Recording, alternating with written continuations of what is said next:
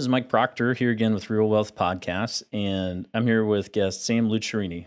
Did I say that right? You said it right. Yeah, that was good. Thank you. Awesome, good. Thank you I for having me. struggle with that name because it's so fancy. It's a mouthful. There's a lot of vowels. Yeah, there are. But anyway, so Sam has Real Producers and also help me with the other one. Be local. Be Local. Yeah, so she's got 2 magazines. Was a real estate agent for a while, and has transformed her business into really more of marketing and using your influence and connections and getting people connected and all kinds of fun stuff. Yeah, that's definitely at the heart of what I do. It's just myself becoming more connected in our Wichita community, and then helping others connect to their target markets. And it's just a lot of fun and rewarding. Right. Yeah. And I think the Be Local, some of that is targeted at people that are coming into Wichita Absolutely. to help them get up to speed with local businesses and figure things out quickly and be a great resource. Yeah, it's just a comprehensive resource really for anyone coming into the Wichita market. And then also, it's going to every single new mover. So a lot of us in town are, moving from apartments to homes or from one side of town to the other. Mhm. And it's teaching us locals how to be a tourist in our own town. And so it really does allow me to connect with almost every kind of business out there, every industry it would make sense for. And I'm learning that, of course, sales make the world go round, but it's more about meeting those other business owners and becoming, deeper rooted into my community and getting to know, people like you through events and networking and things that I've done over the years. We've got a really neat community full of incredible people. It's a great incubator for any kind of startup businesses, I think. Absolutely. Absolutely. And it's so cool. Just as I learn how businesses start and how they're growing and success stories are so encouraging. And that's part of why I was excited to invite you on and hear more about your story and learn more about how you're living the best life possible and how you started your magazines, what got you into that, what got you going. So Thank you. So yeah, why don't we start on the personal side of things? Okay. So how does Sam live the best life possible? Or what are some hacks that you've come across over the years that have helped you just get more out of your time, out of your day for yourself and your family? Loaded question. I would say ideally my best day, my best life possible. I read a book several years ago, and I know this is a big thing to say about a book, but I would say this book was life-changing for me. And although I try to read at least 30 books on Audible every year, the book that I read was The Miracle Morning. And it really helps you lay this foundation of waking up an hour earlier. And I'd already created or, made myself into a morning person. And I don't think that habit will ever go away because it's pretty deep rooted for me. And I do love that. But the Miracle Morning teaches you to wake up earlier, and it has you do things like affirmation and journaling and, visualization and reading and working out and different things like that. And by and large, that's a common denominator of a lot of really successful people. When you're listening to books by Jim Rohn and Napoleon Hill and just, all of these really incredible self-development gurus, some of the OGs, a lot of them had these kinds of morning habits and these routines. And so ideally, my day will start off with spending time doing things like that. And that has, I think that's easily changed my life. It's helped me focus on looking at what I needed to accomplish that day, what I want to accomplish that year, reverse engineering those goals down. And so I'd say that's a good one. Working out, that's basically my drug and, my happy drug. It keeps me happy. There's the side effects of, having the body you want and feeling the way that you want to feel, but just the community that you get from that, from going to the gym and seeing those same people, and the accountability is really fills my cup. And then, I spent a lot of time with my teenage son, who's a 16-year-old. He's a sophomore. And so I know that my years with him are, we're just in a different stage of life, right? Right. And so 5 years ago, I'm thinking, oh, we've got lots of time. But now realizing that my best life, my best days really are pouring into the humans that I love, because we lose humans all the time. We lose the people we love all too often. Of course, I've got 2 dogs, so spending a lot of time with them, they bring me a lot of joy. They're pretty frustrating sometimes too, but, and then of course the work aspect. I mean, the work isn't my main focus. And some days, I've been fortunate enough that I did work my tail off for a long time, and everyone, they see your story, or they see the glory, but they don't know your story. They see the tip of the iceberg, but they don't know everything that you've done. for years and years and years, 50, 60, 70 hours a week laying the foundation so that you are afforded the ability to, like I wasn't feeling well earlier in the week and we had to reschedule this to today. But I was able to do nothing that day. And I feel like that's living my best life. There wasn't a lot of stress or guilt associated with taking care of what needed to be taken care of that day. But then there's days where you work like crazy and I'm on the laptop until 10 p.m. Sure. And that doesn't bother me because I'm building my businesses and I'm pouring into my dreams and my goals and making those things on the vision board come true. So I would say that's kind of the generic answer of how I'm living my best life on a day-to-day basis. Okay. Okay. So what are the things that you mentioned something you outsourced so you could get more of your time back, or maybe you just like Yeah. other people cooking food for you. But what? Yeah. Yeah. So talk about that. Well, and that's a tough one. As a control freak, it is very difficult to delegate some of those things because, as you've created this business out of nothing. Like no one's usually going to love your business and treat it the way that you do. But I have found that instead of fighting the things that I'm not great at and struggling with the opportunities in my life, like I'd rather just work harder and have the money and pay for that and dish that out. So like food, we were talking about that earlier before we went live. Like I've tried to make myself a cook. I've tried to enjoy spending time in the kitchen, and it just isn't going to happen. Those genes skipped me. I like to joke. And so I will buy my meals that are prepped or, buy the right kind of food it's a very simple, I don't have to fret about what to feed myself and my son every day, multiple times a day. Hmm. But then in the business wise, that's a constant learning curve. It's just a perpetual thing of, we've gotten to this level and I had this staff and these people behind me getting here. Well, now I want to take my business to this level. So that's what I'm actually going through right now with real producers and my staff is, I'm having to let some people go that have been with me from the beginning. And that's heartbreaking for me because I love on people. Like I'm a big lover. I wear my heart on my sleeve and I have no problem telling people that I love them and showing my love to people through my actions. But I know that we're here to make money, and have financial freedom, have time freedom, set a foundation for myself and my son in the future. And that requires um, having new people come in and having new companies come in and delegating more tasks to them so I can do more things like this and I can handle the sales and the relationships with my clients because I don't feel that anyone would do that with the heart and the knowledge that I have. Yeah, and that's yeah, the hardest hire is like the first one, because then you go from 0 to 1 other person you have to pay, Yeah.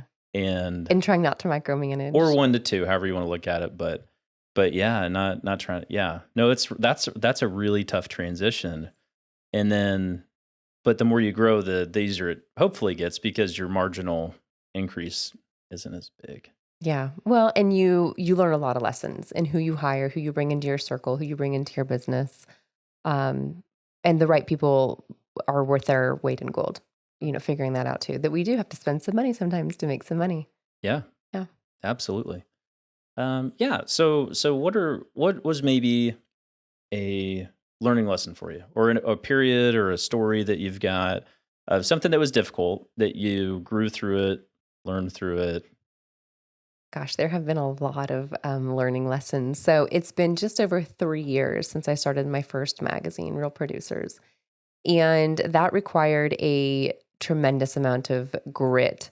And I'm not afraid to tell this story because I've told it within my own company as I've trained other Real Producers publishers as they're, launching their magazine and getting, their feet underneath them. But I was um, in a hard place financially and, had come to an end of a relationship that was very toxic and very tumultuous for my son and myself. And had to move back in with my mother and had a very limited savings. And so living with your mommy in your 30s with your child, just having started a brand new business, having a relationship end, then I drained my savings and I had to take out a personal line of credit for $15,000. And I literally had no other option but to hustle my butt off every day and to go out there and grind and to come home and work every night and to just be in solitude and just pour into my business and do everything, use every tool that I had access to, either within my company or within my own personal development library. And that's really, being at a really low, sad, lonely, hardworking point is the part that people don't see. Like they see the social media now and they see the great parties and they see the beautiful publication every month, but they don't know the things that you had to go through. And when you have no money left, and then you also put yourself into debt with an incredibly high interest rate, like you have one option. You have one option, really. Well, two. You could quit, which is just not in my vocabulary, or you just work your tail off. So I think that's been a really big lesson. And then when you're out there trying to build your business, it's you're always going to come across people that are not cheering for you, or that are maybe purposely trying to hurt you or stifle your business or your growth. And you just can't be consumed by that. And that's probably my biggest lesson is, people are gonna judge, and there's gonna be haters. You're gonna be judged no matter what you do, whether you're making other people happy or whether you're trying to live up to some other person's expectations. So you might as well do what's in your heart and do what you love and do it with a passion, because they can't argue that.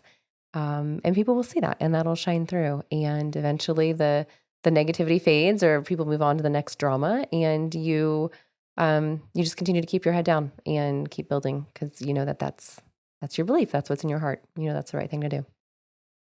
All right. So lots of grit. You made it through. Right. You're 3 years in now. Yeah. And how many people are in your organization? Like how many people are on staff?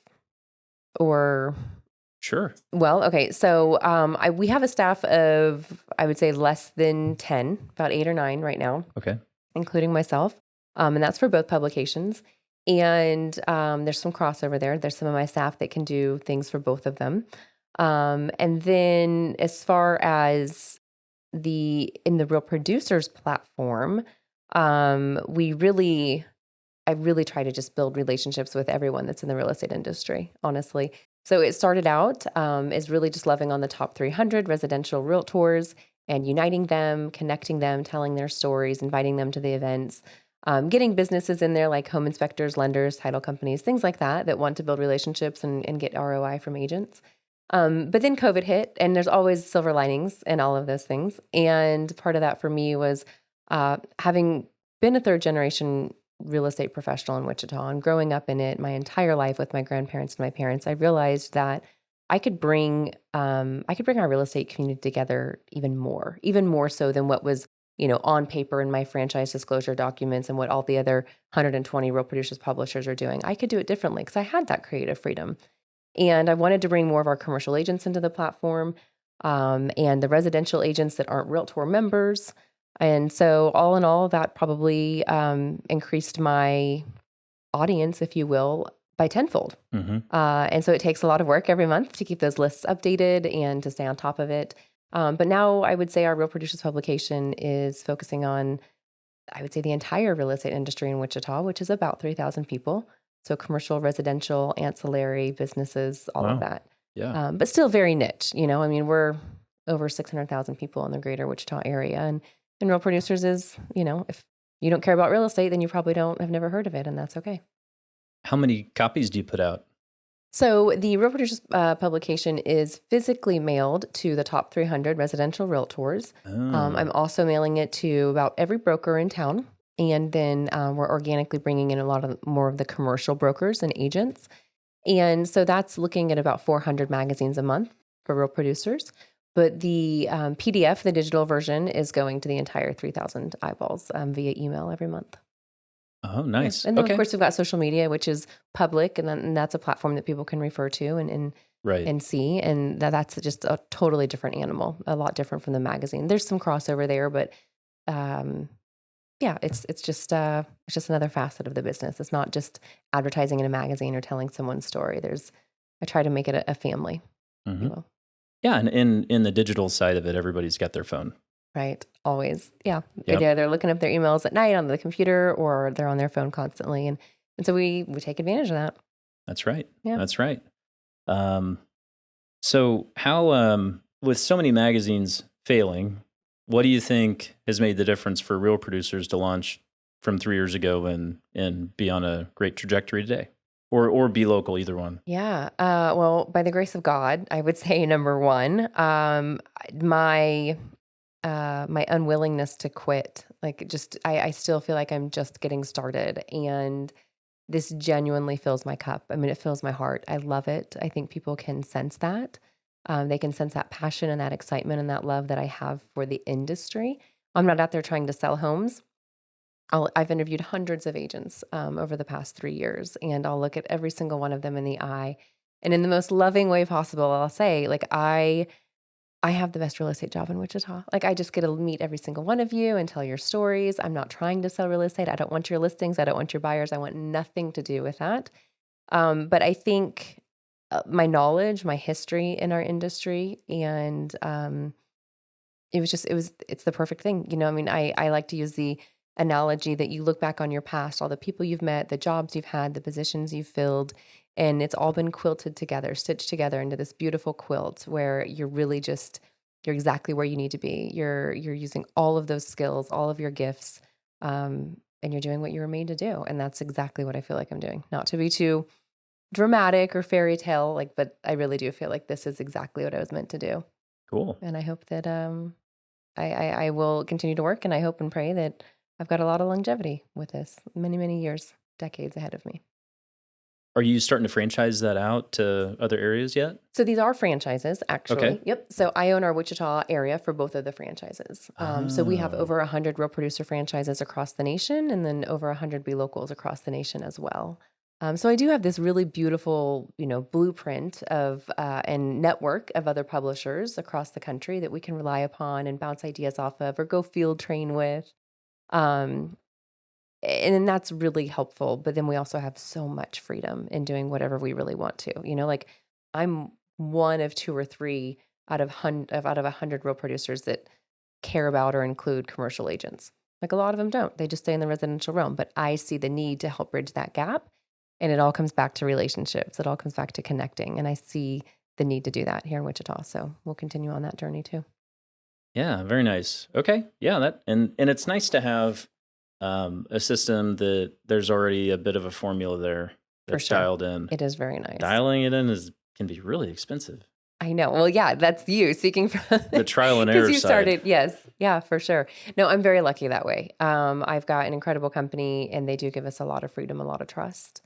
Um, but I mean, there's still a lot of building from the ground up, a lot of hustle, but nothing like what you've done. I mean, you literally took an idea out of your head and it came to fruition. And I have, I I, borrowed some I have, things. yeah, I, well, I yeah, won't there you take go. 100% credit, There you go. Yeah. but yeah, to go from scratch to yeah. I mean, we're up to 6 now, and hopefully 7, 8 soon enough. And but yeah, we're getting there too. Yep.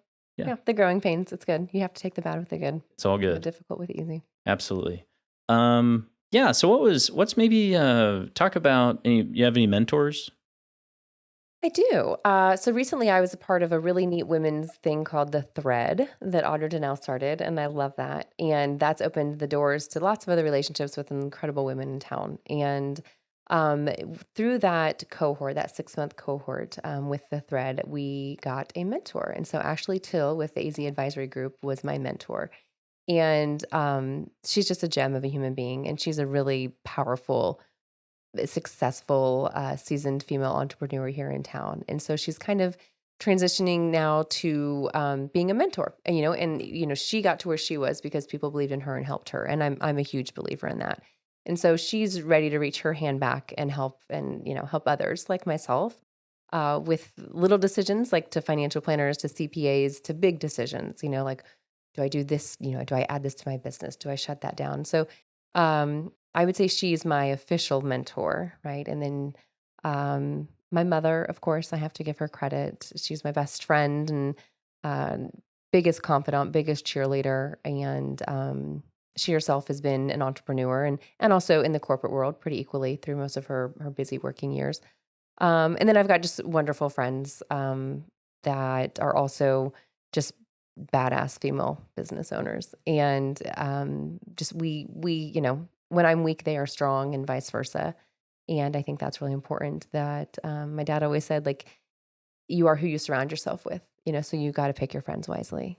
It's And really true. it is. And Yeah. so I am definitely in that season where I'm being very picky um, and just, being careful with who I spend my time and my energy with because um, our tomorrow's not promised. We don't know. We don't know if this is our last decade or if we've got 3 more decades ahead of us.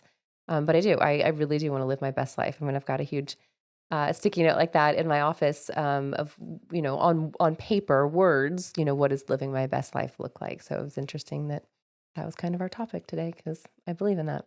Yeah, cool. So, what are talk a little bit about how you see yourself maybe growing over the next couple of years, whether or not it's a business or just personally. Like, are there areas you're Yeah. working on, or like Oh, for sure. how do you go about growth? Well, I mean, personally, I would say I do love me some Audible. I Hmm. love powwowing with other incredible women in town. And, the universe brings to you exactly what you need in exactly the right time, right? Whether that's friendships or a connection or, an alternative therapy that you can go try. So I am always looking to improve. I'm at the point in life now where I feel like my best decade is ahead of me as I turn 40 this year.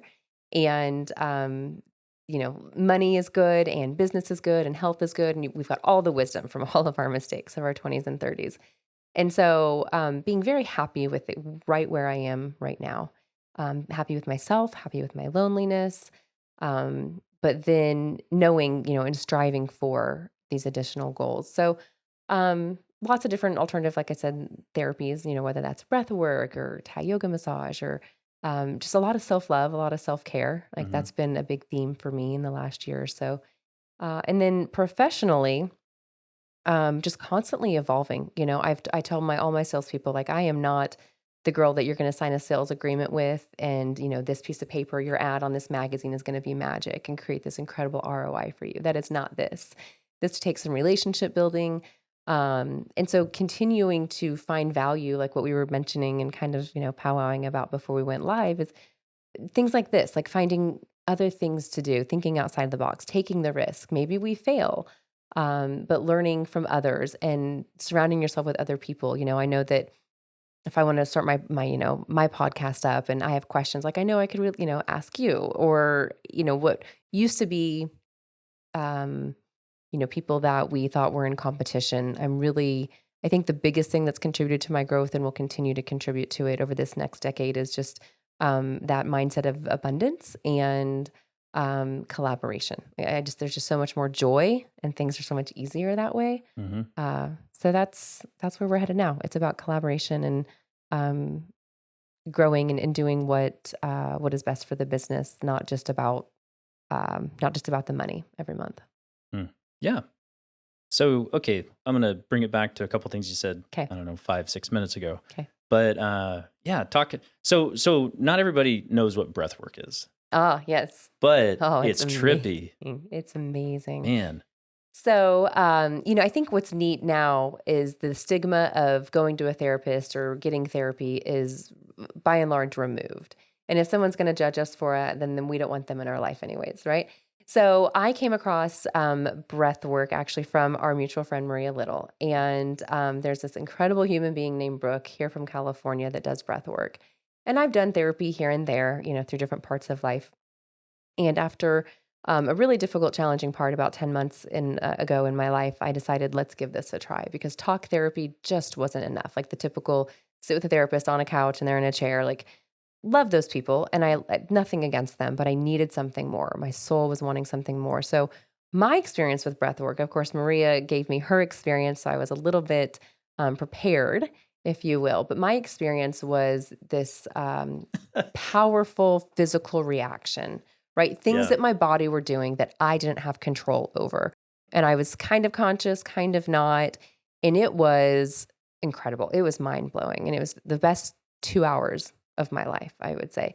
And so much so that once, I calmed down and I'm breathing normal and I'm sitting up and I'm wiping tears, I'm like, what the heck just happened? Like Hmm. spiritually, what happened? And then like physically, like Western medicine, what happened? And so getting those answers and I'll tattle on myself. Like I made my next appointment with Brooke 2 weeks later, and I stood her up because I was scared. I was scared that I wasn't going to have another reaction and that was a fluke, or I was scared I was going to have another reaction. And what if it was stronger? What if it was different? And it was very frightening. And Brooke is so loving and her energy is just incredible. And she's like, it's okay. That happens. That's normal.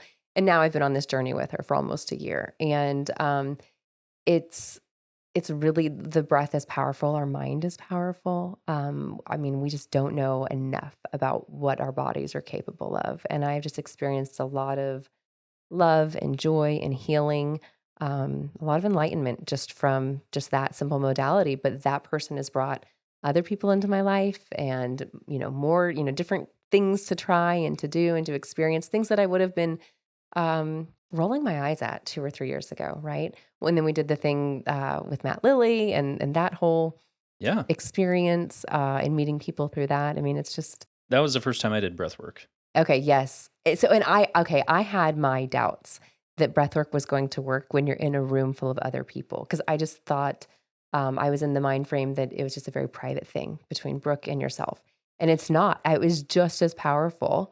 And some people actually felt those results more powerfully because of the collective energy going around in the room. And it's amazing. So here's where we might want to be a little careful. Yes. Because like if nobody's experienced breath work for themselves, they're gonna be like, you guys are nutty. Of course they will. Yeah. They're like, you guys can't knock it till you try you've it. lost it. So what I did is a couple weeks after that, I had Brooke come in and we did a session here. Nice. And was it just as powerful? Yeah, it was great. Yeah. It was fantastic. In fact, Yeah. I think James was down in Florida and he did it through video, and Brian did it through video in Colorado. Yes. And they were like, "What just happened?" Uh-huh. I mean, it is completely different than It is. anything anyone has ever done. It if is. they I haven't mean, done it. it really is. I mean, I'm that person that was born and raised in the church and thinking that anything that wasn't going to be legitimate or safe or healthy or whatever. And yeah, it's amazing. It is very powerful. I mean, I tell everybody that will listen Yeah, about the people that have I come into rolled my my life. eyes the first time Maria was Mhm. talking about it. I was like, that sounds Yeah. interesting, Yeah. but Like, what are you probably like not for taking me. drugs? Like, what do you mean? How does that even work? And it does. It really works. It's incredible. Yeah. All of us have some sort of trauma. Hmm. We all do. There's something there that needs to be fixed. Even if we're just the happiest person and everything's going just peachy keen in life, then there's something from the past. There's a cloud there somewhere that needs to be addressed. Yeah. So, Well, and in our minds are really great at not just our mind, but like our spirit even is like really great at building walls. Uh, a phrase used a little bit ago was something more. And actually that was the title of the retreat that I went to this last weekend. My friend David Case, who he's been on here, he was one of the earliest episodes we put out. He and Judge Melgren were on together talking about their friendship for like the last 30 plus years or well, since college. Yeah. Yeah. Maybe it was more than 30. Anyways, so maybe are they pushing 40 years? Maybe that's pushing 40 years for them. Maybe more. that's all right. Wow. Guys don't care about Okay. telling their Not age. it's okay. I digress. The point is, David is really gifted when it comes to teaching about how the spirit side of things connects theologically with us and relationship with God and all that kind of stuff. Hmm. And but yeah, so I mean the biggest theme I think of what he teaches is just how much happens on the spiritual realm that impacts how we live on a day-to-day basis. And so we're, as a Western society, we're very disconnected with that Hmm. overall. Yeah. But I feel that these things are starting to become a little bit more commonplace in Wichita. Hmm. Whether that's like Reiki or the Thai yoga massage, the sound baths, the meditation retreats, those kinds of things. Like they're becoming more and more mainstream, and that makes me really happy because it's all of us are broken in some way or another, and we need that. And we're doing business with all these broken people. We're having relationships with broken people. So if everyone can do their part and heal and be proactive and seek other ways to, instead of stuffing things down or living in their same, their same bad patterns, I mean, it just kind of elevates the whole world, or at least our little city, if you will. Yeah, it's super important to figure out how to heal, because otherwise, the thing you won't acknowledge, the thing you won't deal with, is going to wind up controlling your life more than you ever realized. That's right. It's a cancer. It is. It's crazy. All right, so there we go. So Yes. that's all from Breathwork. Yes. Comment, and then Audible. So let's talk about that. Yes. So what are you reading? Well, right now I just started Life Force by Tony Robbins, which Mm, is a huge book. It's like a 22-hour book. And so we know Tony is a very trusted guru of anything that he gets into, he's going to pour himself in 110%. And so this is just a kind of all about like the biohacking and other life hacks. So right now I just started it. I try not to have a lot of books going at once in Audible. I mean, there's some people that can, be reading 10 books at a time, and I can't. I just need to focus on one thing. And just health, like just, of course I want, to age gracefully and work out and, enjoy going to the beach and things like that. But more importantly, like what's happening on the inside, like cholesterol, heart health, mind, sleeping well, those kinds of things. So I'm just I'm just into this. I read Game Changers by Tim Ferriss, where he interviewed, like he's a big podcast guy, or he's like hmm the OG podcaster. right. And he interviewed lots of people, and I got a lot of great information. And so that was kind of my gateway into this Life Force book. And that's what I'm obsessed with right now. Hmm. What about you? What are you reading? Well, what am I reading? I I typically will knock out a book every few days, or maybe at Like least Audible or like Audible. actual? Okay. All right. Audible. Yeah. And lately I've been branching out more into different podcasts, just kind of searching like a topic I'm interested in on Spotify, and then try to find a podcast that correlates with that or like has something on it. And that's been really kind of cool. Because I haven't really gone about it that way. I've only been finding podcasts through recommendation, but not just being more exploratory. Yeah. I think I'll say a recent one I've read is The Soul of Shame. That was really good. It talks about it gets into just how deep shame goes in our life and how destructive it is in our relationships with ourselves and with others, and how ingrained it is. It's really incredible because when you have shame around something, you don't want to deal with it. You don't want Yeah. to fix it. Your tendency is going to be to cover it up, hmm and then It you, grows. it grows. That's right. That's right. It's like black mold in the walls. It's hmm bad, hmm really bad stuff. Yeah. Um, and that's one that I've read that's been really really good. Trying to think of others. I'm not as great maybe with the titles off the top of my head, and my phone's over there recording this. That's So okay. so I don't necessarily have it. Yeah. What else am I reading right now? Well, it's good that you're listening to other podcasts, right? Like it's a little bit more relevant. Yeah. Yeah, that's what I did. I started listening to as many Joe Rogan and Tim Ferriss podcasts to prep for being a podcaster. Yeah. It's Tim Ferriss was my favorite, and that's what got me into listening to podcasts initially. Yeah. And there was some interesting things that he brought to the table. I was like, those are really cool. Yeah, this is neat stuff. Like just learning more. Yeah. And I think I'm pushing probably 200 Audible titles on my phone, like in my library at this point. And it's everything from, business strategy, marketing, theology, relationship, psychology, a lot of psychology stuff. Yeah. In this line of work, you really have to train yourself up on how to Kind of a connect with people therapist. Yeah. in a way. Yeah, you Yeah. are. Yeah. Yeah. We've got, because Um, people have some really bad relationships with money. well, not just with money, but also how they relate around money, even with like a spouse or Mm-hmm. parents, kids. How do you pass it? What's wise? What's a wise way to set your kids up, especially if you have like, let's say you've got 4 kids and, three of them are out of the house. One of them's at home still. Two of them maybe have health issues. Another one is a bit estranged and doesn't, is making some difficult life choices. How do you pass money in that kind of situation? Yeah. That's tough. Very carefully. Yeah, very carefully. That's right. Yeah. With some beneficiaries that can handle it. Yeah, corporate trustees are a great way to go with a well set up trust. But yeah, so we deal with a lot of things as far as like, okay, what's the people side? What's the wisdom side? How do you set up for healthy family? Because money is just the tool. It can be very complex when and how it touches engages with everything. But at the end of the day, that's just the tool. The people that are making the decisions with how to use the tool, that's maybe the more difficult part, is to help them understand reality of, okay, here's the options in front of you, and here's how these things work together.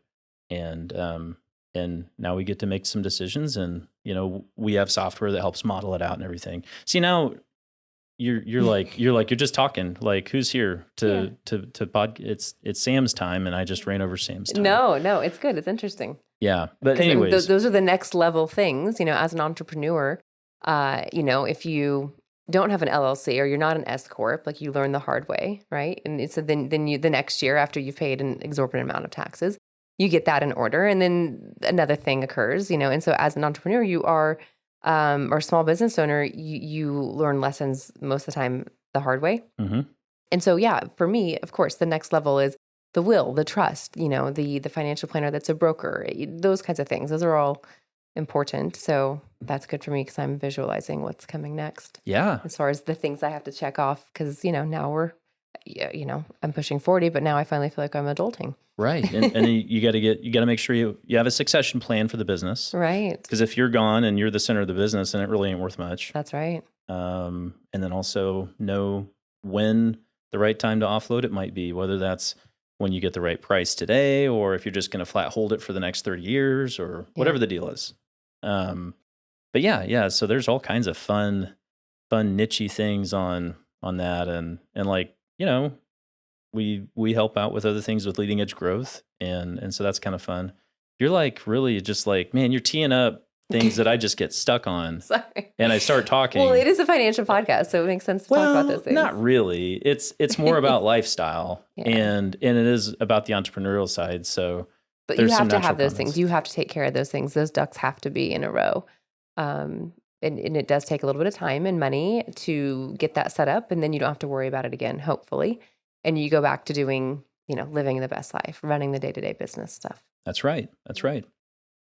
What was maybe the most difficult decision up to this point you've had to make with your business, as far as like, okay, going from one stage to the next? What was the most heartburn that you've had on making a transition?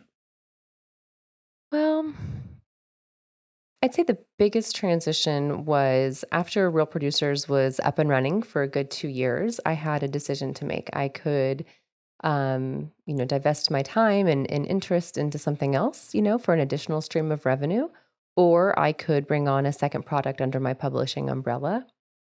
And so I kind of dilly-dallied with the thought of bringing the Be Local to Wichita for about 2 years. It was really right off the bat when I was launching Real Producers, and I knew that I needed to get Real Producers to a certain profit level before I felt comfortable with taking my attention off of that baby to help, grow and launch another one. And so went round and round, interviewed a lot of people within the company, and finally someone candidly said, just enough is enough. Like, just do this. You're ready. And so that was a big decision because I had created a life that I loved. But I also, although Real Producers was on autopilot, I didn't feel like I was ready to just kind of sit and be lazy and do self-care 5 days a week. Like, I do reserve Friday for self-care. But I felt like I could still do more. There was more within me. I was hungry for more. I wanted to challenge myself. I wanted to do something more, bring something, really great to our city of Wichita. And I would say that was a difficult decision. And when you do have something on autopilot, and I'm not as hungry and desperate as I was when I was ramping up Real Producers, I had to dig even deeper to get my butt out of the house and do the sales appointments and do the cold calls and get back into that ramp up mode. And I had to manufacture that because my reality was much different than what it was, 2 years before that when I was launching Real Producers. So I wouldn't say it brought a lot of heartache, but it was challenging, and I'm still, going through that. Now the challenge is the balance. Where to put my time. What to do on this day for this magazine, what to do on that day for that one, and then balancing the time just with myself and my own development, my own healing, my own family and friends. So really, it does come down to balance. Yeah. Something along those lines, or just a comment, is you made a comment earlier about you tend to become like your friends or be like your friends. Yeah. Show me your friends. I'll show you your future. Well, and if you become a healthier version of yourself, you're going to naturally connect with more healthy people. Yes. And more healthy people are coming into my life, Yeah, because of that. And it's really cool. right. Because uh, from what I've experienced is as you are growing, or maybe the other way to look at it would be, I don't put up with the same crap that I used That's to right. from people Amen. That's right. because I recognize it for what it is a lot quicker. Mm-hmm. And I'm like, Yeah. that's not okay. No, I'm not gonna mess with that. that's right. So it's a lot easier for me to kind of sort out of like, okay, I don't need to spend time. Yeah. No, wish them well and Yeah. be on your way. And just, yeah, you got to protect your energy and your heart and who you give your time and your attention to. And I'm not saying that I don't hang out with how do I put this? I'm okay hanging out with a lot of people. Sure. But to truly invest in a friendship, it's like, there it needs to be worthwhile, and I don't need to feel like I'm being You have to be in not alignment. not yeah, in alignment. There we go. Yeah. In alignment. That's Yeah. the way It to can't put be it. one sided. It can't be like one person's giving and one person's only taking. Yeah. I Unhealthy, can, transactional, yep. whatever. Yep. I can Yeah. relate to that for Yeah. sure. But yeah, no, I think that's been the biggest benefit for me is like just as I've continued down that road, because personal growth has always been a big thing for me. Mm-hmm. Likewise. But like I've really dove deep into the Enneagram. I don't know if you're familiar with that at A all. little bit. A Yes. little bit. A little bit. Man, it's such a deep hole. Like there's so Yeah. much I've there. barely scratched that surface. Yeah. I don't even remember what my Fascinating. number is. Yeah. I know. That's bad. It's been a while. Yeah. That's all right. But anyways, so there's all kinds of neat stuff, and that's I'd say I don't know, probably got 6 or 7 books on the Enneagram and Audible. That's funny. I didn't realize there would be so many. Yeah, there's Which is, different flavors, yeah. perspectives, and some go deeper than others. Some attach, kind of their personal story journey to it or Sure. whatever. But yeah, Yep. surprising, but yeah. Well, let's see. What what should I ask about that I haven't asked about? Hmm. Gosh, I don't know. Huh. I don't know. You don't know. When we've I stumped covered, you. yeah, we've covered kids and dogs and business and family and friends and healing. Yeah, So is your son going to college? I don't know, You don't know? So Okay. that's interesting now. So in this day and age, I've given him 4 choices. His first is to be an entrepreneur. And I'll support that in any way that I can without being, enabling. And his second choice is to do some kind of tech school, right? Like you can be a lineman, you can be an electrician, or, something like that where you're making great money, 6 figures right off the bat with Yeah. basically, a couple of months of training and basically no debt. He can serve our country. I'd be totally okay with that and very proud of that as a military brat. I think I love our veterans and I respect our armed forces tremendously. Or he can go to college. And honestly, college is number 4 on the list for me. I don't have a college fund, so I'll say that shamelessly, actually, right to you as as a financial planner. But I want him to be happy, and I know that he is so smart. I feel like he's smarter than I was, and I was a straight A student, and he's not a straight A student, but he's just got so many skills and capabilities, and I'm excited to see what he does. But as this, he just turned 16, and I don't know if you can remember what you were like at just turning 16 as a teenage boy, but there's not a lot of intrinsic motivation there. Hmm. And there's still a lot of like mom complaining and moaning and, griping about getting things done and being responsible. And, I can't care about your grades more than you can. But I also know that at the end of the day, good grades right now in high school really doesn't equate to very much in his future, especially if he's going to be an entrepreneur. So, that is a loaded question, and I don't know the answer, but I'm here for it. We'll just wait and see. I know these next 2 years are going to fly by. Yeah. Yeah. Yeah. So yeah, my oldest is 10. And I'm like, wait a minute. In a few years, You think you've he's got gonna time? Mm-mm. drive, Mm-hmm. Mm-hmm. and yeah, They're expensive. These children are some big financial investments between tuition and braces and you name it. Then if they get into cars and clothes and shoes and all of that, they're financial. They're a financial burden sometimes.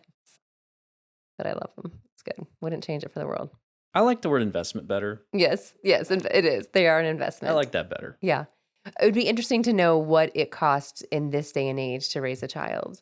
Like there used to be like numbers on it. Like it's going to Mm. cost you $300,000. It's like, I feel like it's like 7 figures now to raise a child from start to finish. Well, I don't dress mine in Gucci. I don't either, but I did unfortunately get him hooked on Lululemon, and that was a mistake. Oh, what? That was a mistake. I Oh, know.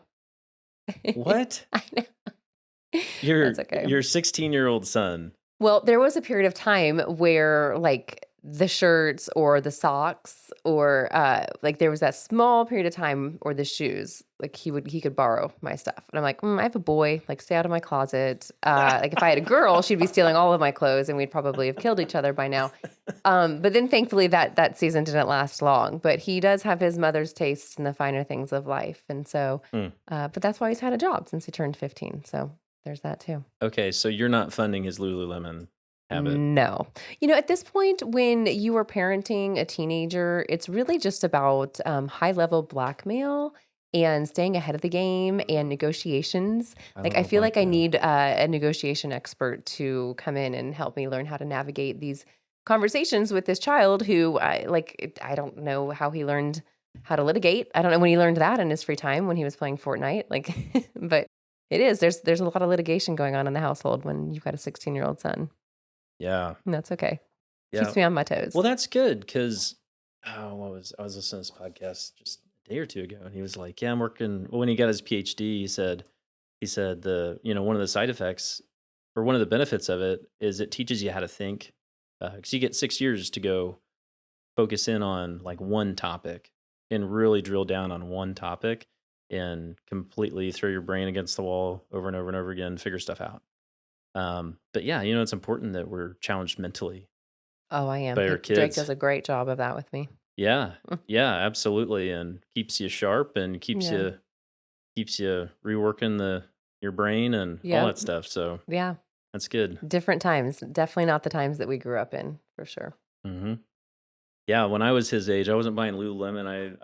I was busy putting and I wish I had somebody saying, that's really not a great way to spend that money. I know. But I think I put like probably $1,500 stereo system in my car. Mm-hmm. This is back in, around 2000, Mm-hmm. Mm-hmm. I think, and then an alarm because of course the stereo is worth more than the car, and That's you had to right. protect them both. That's right. And this was That's back right. when like head units were getting stolen and Yeah. stereo equipment. I don't think Yeah. that really happens that much anymore. I think Yeah. that's kind of a thing of the past. Right. Yeah, because everything just Bluetooth to the phone. But Yeah. at the time, like that brought you so much joy. And so it probably was a Yeah. decent use of your money.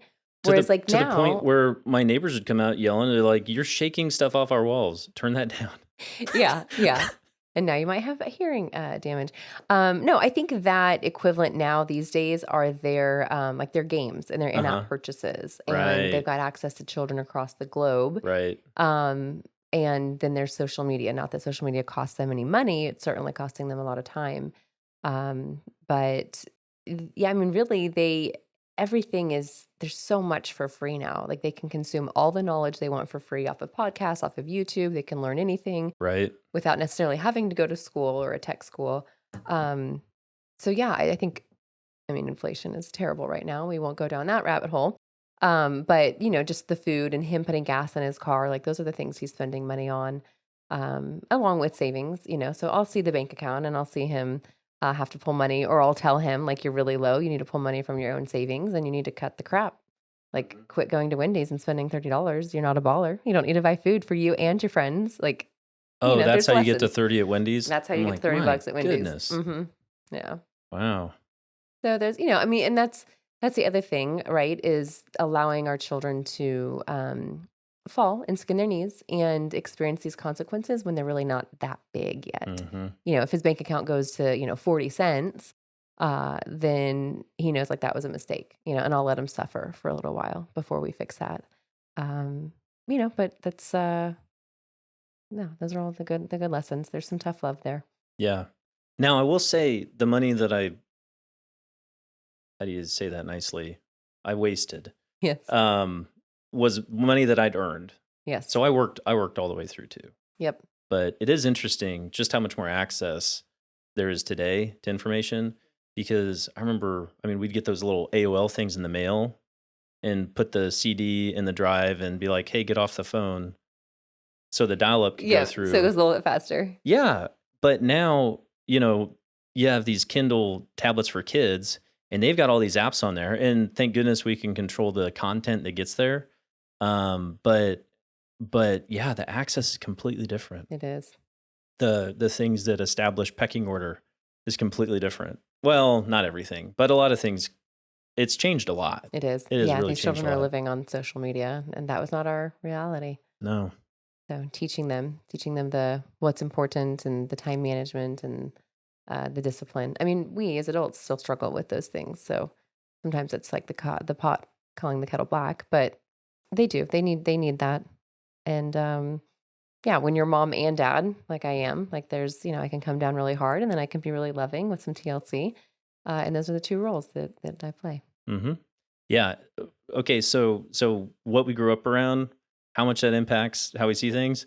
So we were talking last night around the dinner table, and my oldest, Liam, he wants to open a pet shop. So entrepreneur. Okay.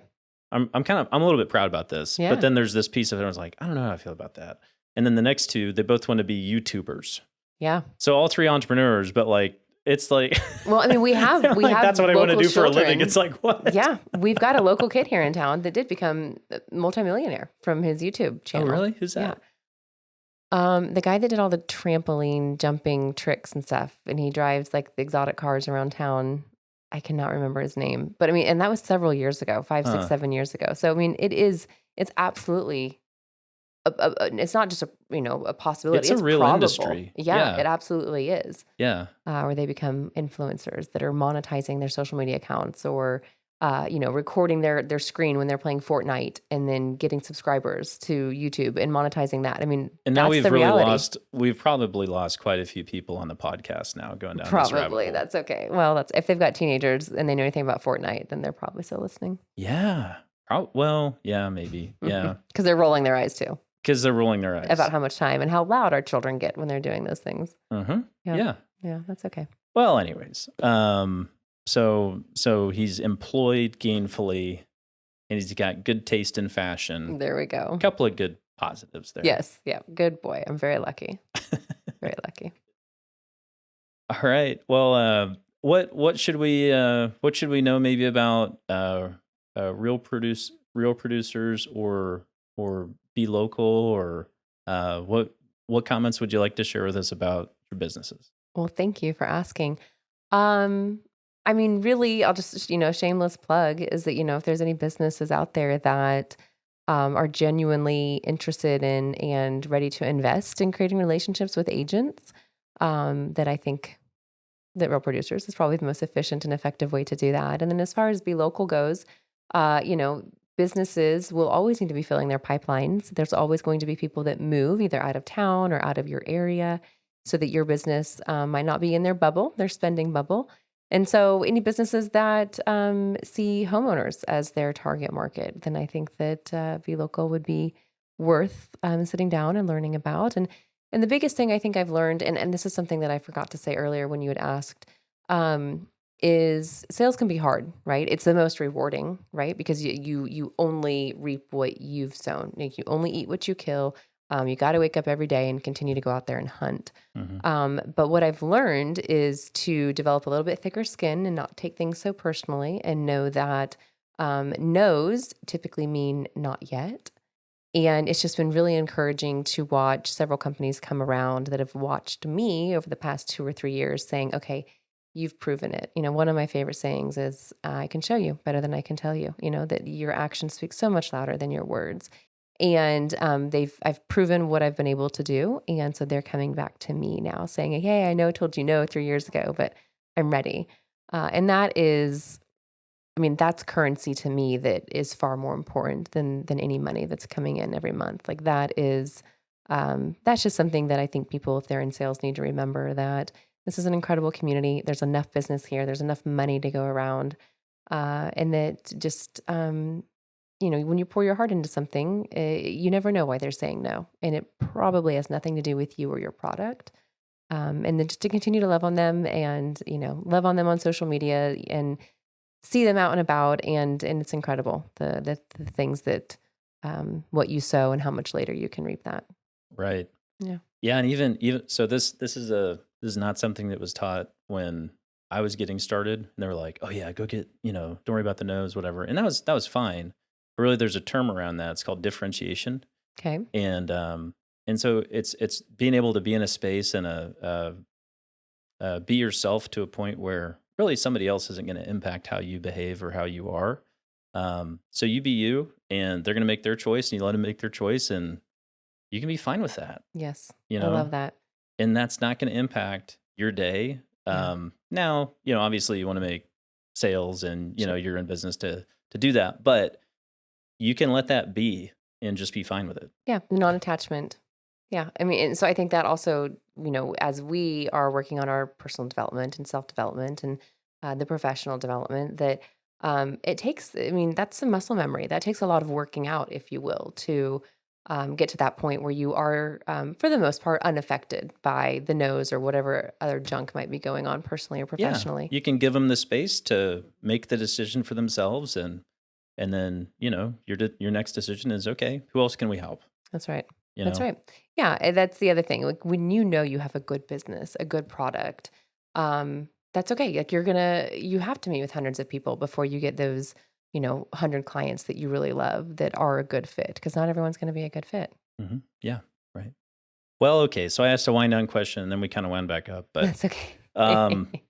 yeah, well, thank you so much for coming on and sharing, from the inside out a little bit on both your magazines and the story behind it, and get to talk about your 16-year-old, and that was great. Thank you so much for Thank you. sharing. Thank you, Um, Michael. yeah, and, anyways, so this is Mike Proctor again with Real Wealth Podcast, sponsored by Leading Edge Financial Planning, and, helping people make wise financial decisions. Love it. Thank you.